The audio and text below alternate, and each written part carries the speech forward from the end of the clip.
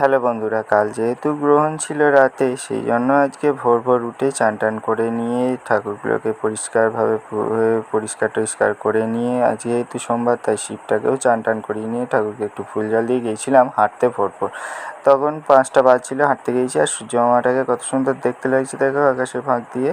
আর গিয়ে দেখলাম রাস্তায় সেরকম কেউ নেই, সব একটা দুটো হাঁটতে যাচ্ছে, এখন আর সেরকম কেউ হাঁটতেও যায় না। তারপর বাড়ি এসে হেঁটে টেঁটে এই বাড়ির কাজকর্ম করে নিয়ে গিয়েছিলাম 9:30টার সময় একবার গোবিন্দপুর ব্যাংকে একটু কাজ ছিল। আর হাটও যেহেতু আজ সোমবার ছিল, সেই জন্য হাটেও কিছু সবজি ফবজি কিনতে হবে, একটু সকাল সকালই গিয়েছি, কিন্তু ব্যাংকের কাজ মিটতেই প্রায় বেজে গিয়েছিল 12টা। তারপর কোনো রকমে কিছু সবজি আলু টালু কিনে নিয়েছিলাম, তারপর চলে এসেছিলাম বাড়ি। আর কালকে গ্রহণ কারা কারা দেখেছো তা কমেন্টে জানিও। আমি বেশিক্ষণ দেখিনি, ওই 9:30 থেকে আরম্ভ হয়েছিল ধরো, তো দেখেছি 12টা পর্যন্ত, 9টা